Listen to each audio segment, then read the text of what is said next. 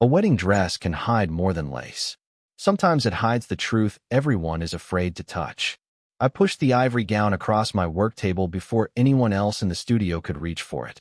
"I will not sew another stitch," I said quietly. The room fell silent. Even the steady hum of sewing machines seemed to disappear beneath the weight of those words. My name is Emily Carter, and for 15 years I had repaired gowns that carried hopes, promises, and family memories. Fabric spoke to me in ways people never could. I could tell whether silk had been stretched under stress, whether delicate lace had been replaced, whether a seam had been opened and closed by unfamiliar hands. Every stitch left behind a story. That morning, sunlight poured through the tall front windows of my little tailoring shop in Manhattan, warming rows of vintage mannequins dressed in half-finished bridal gowns. The scent of fresh cotton, pressed linen, and hot steam filled the air while my assistants carefully sorted pearl buttons into tiny glass jars. It should have been another ordinary appointment. Instead, the moment the garment bag was unzipped, something inside me refused to move forward. The wedding dress looked magnificent from a distance. Hand-embroidered French lace flowed over layers of shimmering silk, and thousands of tiny crystals caught the morning light like scattered stars. Any bride would have dreamed of wearing it. Yet my eyes never stayed on the embroidery. They followed a single narrow seam running beneath the left side of the bodice. It was almost invisible. Almost. Whoever had sewn it possessed extraordinary skill, but they had used a stitching pattern that had not been taught in modern American tailoring schools for decades. I had only seen it once before. My grandmother had shown it to me when I was 12, tracing faded photographs with careful fingers inside the tiny sewing room where she taught me that every honest tailor respected the truth hidden beneath beautiful fabric. "Never ignore a seam that wants to be seen," she used to whisper. Standing in my shop years later, I heard those words as clearly as if she were beside me. The bride's assistant frowned impatiently. "Miss Carter, the ceremony is in 48 hours. We were told you are the best." I nodded slowly without taking my eyes off the gown. "That is exactly why I cannot repair it." Her expression hardened. "Do you realize whose wedding this is?" I did not answer immediately. Names had never changed the way I treated cloth. Money had never altered the way I respected my craft. I gently lifted the dress once more, running my fingertips along the hidden seam until they stopped over a section no wider than 2 inches. Something beneath the silk felt different. Too firm. Too deliberate. Someone had hidden something inside this dress, and for reasons I could not yet explain, I knew opening that seam would change far more than a wedding. The bride's assistant folded her arms, clearly expecting me to apologize and reach for my needle. Instead, I carefully laid the gown across the padded table beneath the brightest work light in the shop. My employees watched quietly from across the room, pretending to organize ribbons while listening to every word. They had worked beside me long enough to recognize the expression on my face. I only looked that way when something about a garment refused to make sense. Slowly, I picked up a magnifying glass and followed the unusual seam inch by inch. The stitches were almost perfect, but perfection was exactly what troubled me. Modern bridal designers favored speed and precision. This seam had been sewn with patience. Every fourth stitch had been tightened differently, creating a pattern invisible to nearly everyone except an experienced seamstress. My grandmother had once called it a memory stitch because it was often used to conceal tiny keepsakes inside family garments during difficult times. I swallowed hard. That technique had nearly disappeared 50 years ago. The assistant glanced at her watch. "Can you fix it or not?" I looked up calmly. "Someone opened this dress after it was originally completed." She frowned. "That is impossible. It came directly from a luxury bridal house." I gently shook my head. "No. This part was resewn by hand much later." Her expression shifted from impatience to uncertainty. "How can you possibly know that?" I ran my fingertip lightly across the hidden seam again. "Because machines repeat the same rhythm. Human hands leave tiny differences. Whoever did this wanted nobody to notice." The room grew quieter. Even the steam iron clicked off as its heating cycle ended, leaving only the sound of traffic drifting through the front windows from the Manhattan street outside. I opened my sewing cabinet and removed my grandmother's oldest seam ripper, its wooden handle polished smooth by decades of careful work. I never used it unless preserving history mattered more than speed.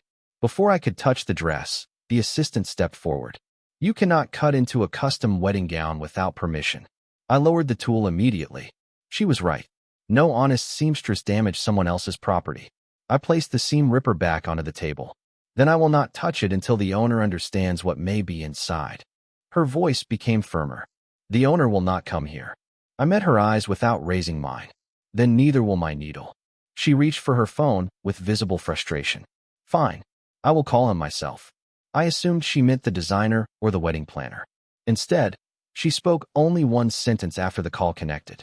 Mr. DeLuca, the seamstress refuses to repair the dress, and she insists there is something hidden inside it. The silence that followed somehow felt heavier than the conversation itself, and for reasons I could not explain, every instinct told me my ordinary workday had just ended. Less than 20 minutes later, the familiar rhythm of the shop disappeared. Customers waiting near the front window quietly stepped outside without anyone asking them to. My assistants exchanged uncertain glances before returning to their stations, though nobody pretended to sew anymore. The air itself seemed to pause. A black sedan stopped outside the storefront, followed by another that parked farther down the block. No one rushed toward the entrance. No loud voices filled the sidewalk. Instead, the front door opened with an ordinary chime, and a tall man stepped inside wearing a perfectly tailored charcoal suit beneath a dark overcoat. His black hair was neatly combed back, his green eyes calm and unreadable. He did not need an introduction. The room introduced him without speaking. Every conversation ended the moment he crossed the threshold. He glanced briefly around the shop, taking in shelves lined with folded fabrics, antique sewing machines, dress forms draped in unfinished gowns, and bolts of silk arranged by color. Nothing escaped his attention, yet nothing about him suggested hurry. He approached my work table and rested one hand lightly on the polished wood. You are Miss Emily Carter. It was not a question. I nodded. Yes. His gaze shifted toward the wedding dress lying beneath the work light. I was told you refused to finish it. I did. May I ask why? There was no anger in his voice, only quiet curiosity. That surprised me more than his arrival. I had expected demands. Instead, he waited patiently for my answer. I looked down at the gown before meeting his eyes again. Because someone altered it after it left the designer. He remained silent, encouraging me to continue. There is something concealed inside the bodice. One of my assistants accidentally dropped a measuring tape onto the floor. The soft sound echoed through the unusually quiet room. The bride's assistant folded her arms again. She has no proof. I answered before the man could speak. Not yet. He studied the hidden seam for several long seconds without touching it. Then he asked, Can you show me? I slowly shook my head. Not unless you give permission. Once I open that seam, it cannot be restored exactly as it is now. He looked back at the gown with an expression that revealed nothing. You believe whatever is hidden matters more than preserving the dress. I do. Why? I hesitated, searching for words that sounded less impossible than the truth. Because fabric does not forget. Every stitch tells me someone wanted this secret discovered one day. They simply trusted the right hands would find it. For the first time since entering my shop, the corners of his mouth moved almost imperceptibly. Nobody has ever explained a wedding dress to me like evidence before. I lowered my eyes. I am not trying to accuse anyone, Mr. DeLuca. He answered quietly, Neither am I. But now I need to know what the dress has been waiting to say. Adrian DeLuca gave a single quiet nod. You have my permission. Nobody moved for several seconds. Even my assistants seemed afraid to breathe too loudly. I slipped a pair of white cotton gloves over my hands before lifting my grandmother's seam ripper once more. The tiny wooden handle felt warm against my fingers, as though years of careful work had never truly left it. I positioned the dress beneath the brightest lamp and slowly separated the first stitch.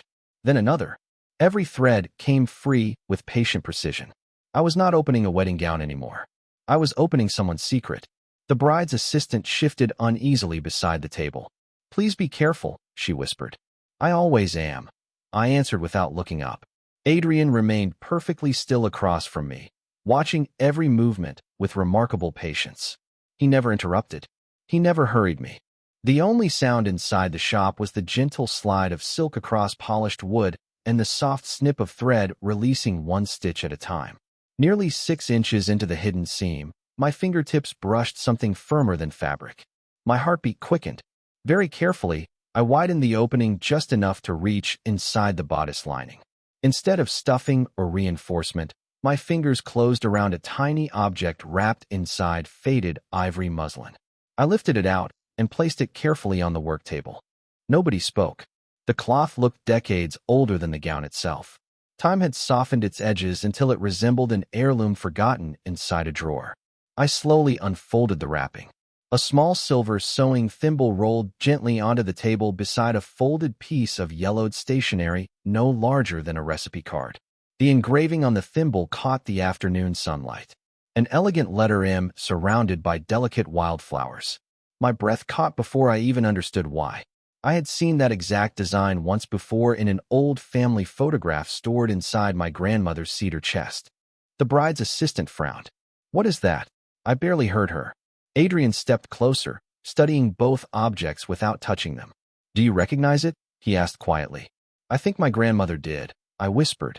My hands trembled as I unfolded the tiny note. The paper had become fragile with age, and the ink had faded to soft brown. Only the first line remained immediately readable. "If this dress ever reaches the wrong bride, please tell Adrian the truth." Every color drained from the room. I slowly looked up from the letter. Adrian was no longer watching the paper. His green eyes were fixed entirely on me, as though the single sentence had reached across many years and changed the meaning of everything either of us believed about the wedding dress resting between us. The words on the faded note settled over the room with a silence no one wanted to disturb. I read the first sentence again, hoping I had misunderstood it. The ink was old, but the message was unmistakable.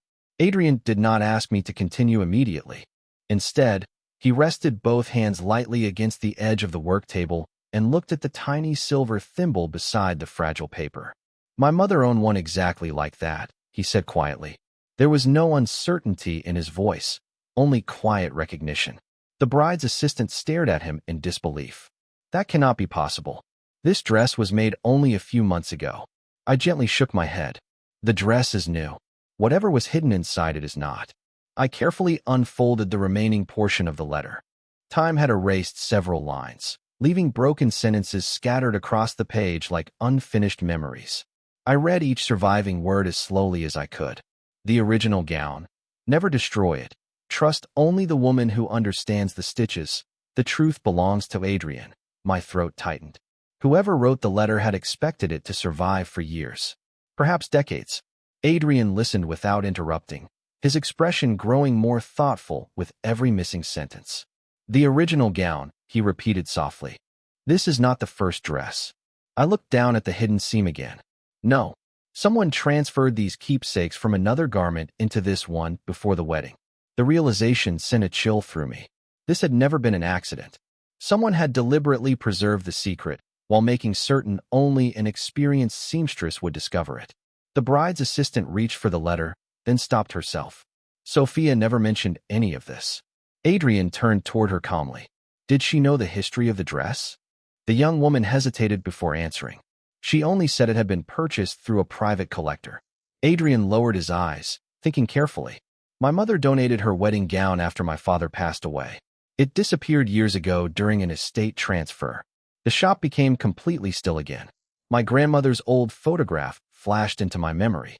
The same engraved thimble, the same unusual stitching.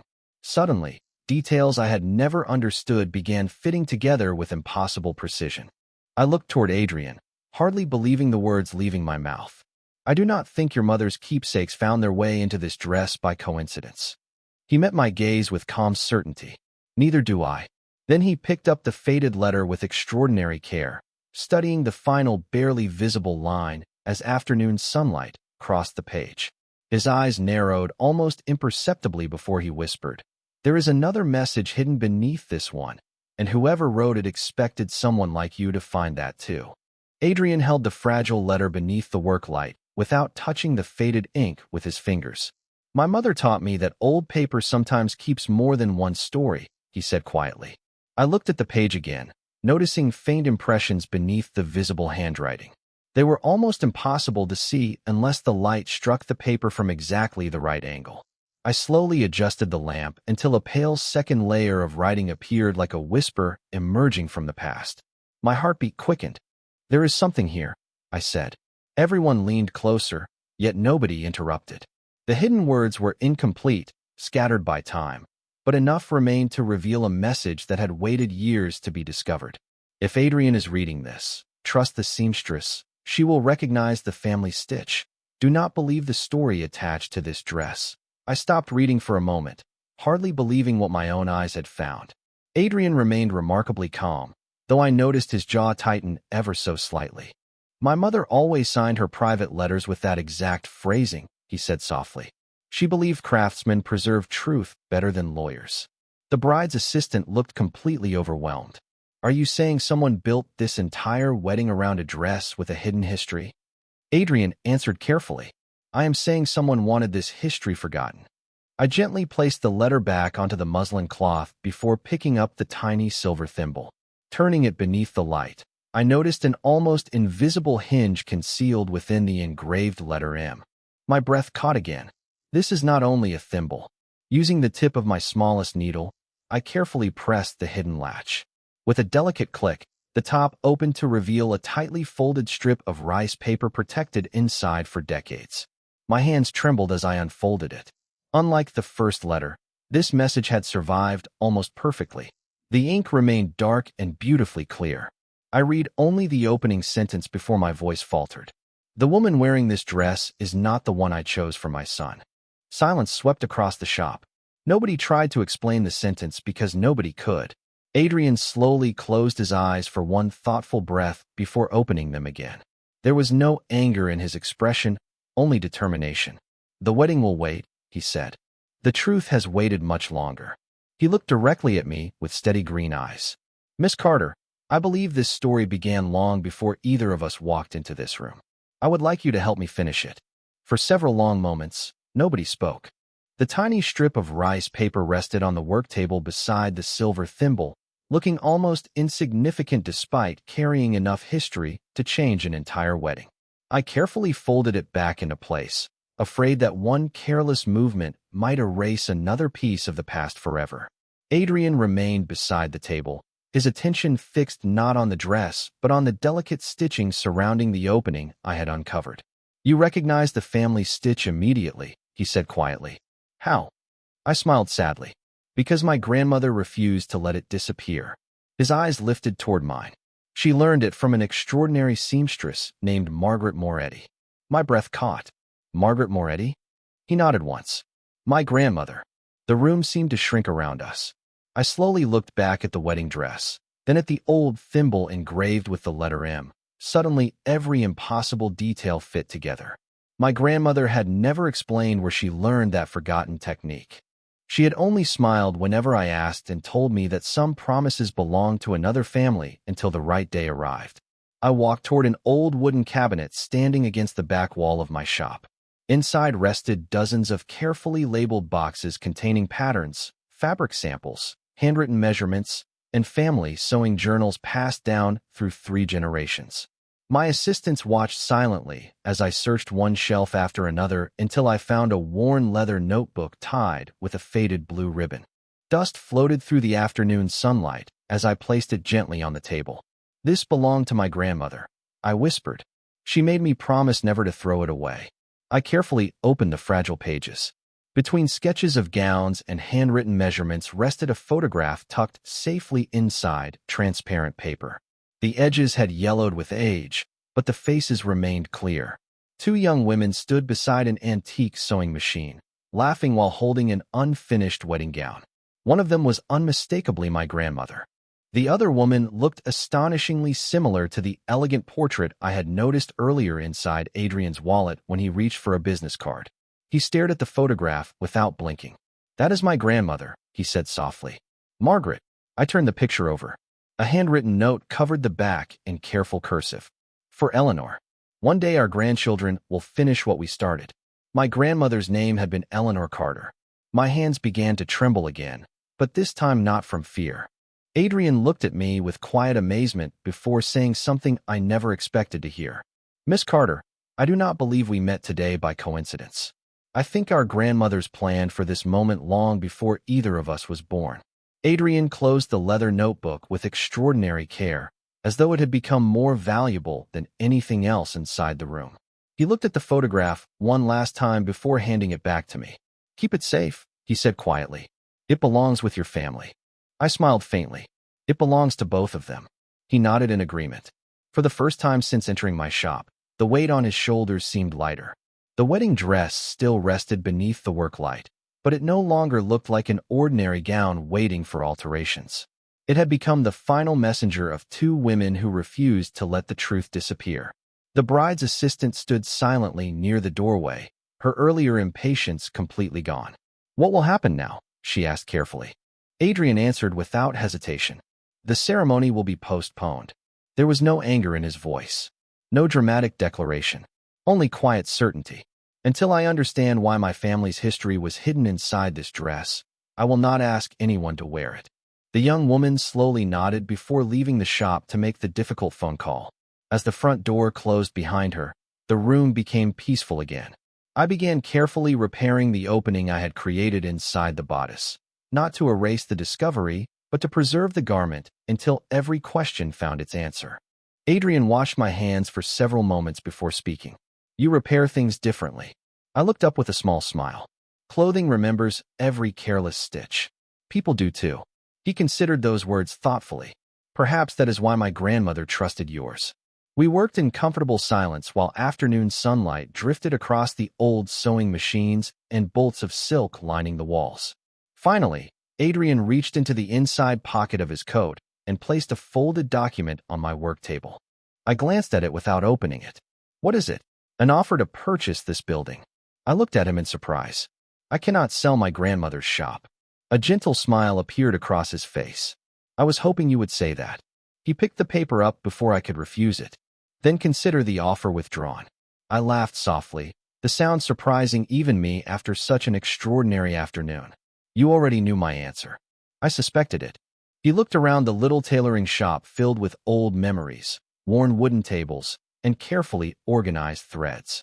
Some places should never belong to anyone except the people who keep their stories alive.